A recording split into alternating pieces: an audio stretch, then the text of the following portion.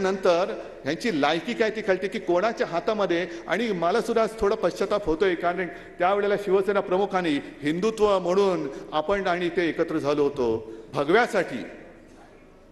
त्या भगव्यामध्ये भेद करणार हे नालायक आहेत. भगव्यामध्ये भेद करताय, भगव्यामध्ये दुही माजवत आहे. ही सगळी अशी विचाराची झालेली वाताहात बघितल्यानंतर लोकांना सगळं गारठून टाकल्याने काय करायचं कळत नाहीये. नुसतं जय श्रीराम जय श्रीराम. अरे नुसतं जय श्रीराम बोलू नका. जय श्रीराम बोलणार असाल तर त्या रामासारखं वागा, तसं वागा. आणि म्हणून मी सांगतो, बाकी गोष्टी मला संध्याकाळी ज्या बोलायच्या ते बोलणारच आहे. पण मगाशी संजय राऊत तुम्ही काय बोललात ना, काय उद्याचा दिवस आपला आहे. मी मुद्दामून सुरेश भटांच्या 2 ओळी ज्या मला आवडल्या आत्ताच्या ह्याच्यातले ते लिहून आणलेत. सुरेश भटांची कविता आहे.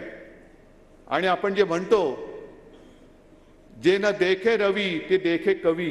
म्हणजे सूर्य बघू शकत नाही, कारण आता प्रदूषण एवढे झाले, सूर्याची किरण पडतच नाही. आणि खाली काय चालले, प्रदूषणामुळे सूर्याला पण दिसत नसेल. एवढं प्रदूषण यांनी सगळं वैचारिक प्रदूषण करून टाकलेलं आहे. आणि म्हणून त्या ज्या 2 ओळी आहेत त्या किती चपखल बसतात त्या बघा. ठीक आहे, आजचं वातावरण आहे असं आहे, पण सुरेश भट त्यावेळेला बोलून गेले की हे असे आहे तरी पण हे असे असणार नाही. दिवस आमचा येत आहे, तो घरी बसणार नाही. हे खरे आहे. हे जे काय चालले ते खरं आहे की आज त्यांनी घेतले सारेचे ठेके, खोके आज घेतले, ठेके त्याच वेळेला घेतलेले. हे खरे आहे की आज त्यांनी घेतले सारेच ठेके, पण उद्या त्यांच्या चितेवर एकही रडणार नाही. तुम्ही जिवंत आहात, जागरूक आहात. तुम्हाला लढायचं कसं हे सांगण्याची कोणी शिकवण्याची गरज नाही. कारण औरंगजेब असं म्हणाला होता, नितीनजी तुम्ही सांगा पाहिजे, की त्यांनी सांगितलं होतं की हा तमाम दुनियेत मराठी जे आहेत या मराठ्यांना पराक्रम शिकवावा लागत नाही. या मराठ्यांना पराक्रम शिकवावा लागत नाही. इथे तर गवताला सुद्धा भाले फुटतात.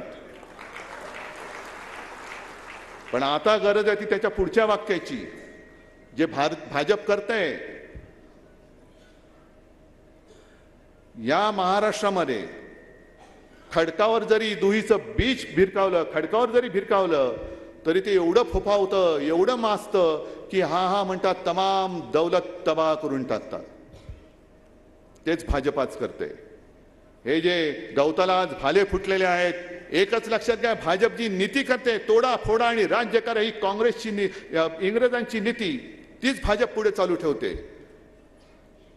जेव्हा श्यामाप्रसाद मुखर्जींनी मुस्लिम लीग बरोबर तेव्हा सरकार स्थापन केलं होतं, त्याच वेळेला चले जाओ ही जी काय चळवळ होती, तेव्हा महात्मा गांधींनी एक दिला होता नारा चले जाओ, ती पश्चिम बंगालमध्ये कशी चिरडली पाहिजे याच्यासाठी सुद्धा त्यांनी तेव्हाच्या गव्हर्नरला पत्र लिहिलं होतं. त्याच्यामुळे स्वातंत्र्य काय आम्हाला शिकवू नका, हिंदुत्व काय आम्हाला शिकवू नका.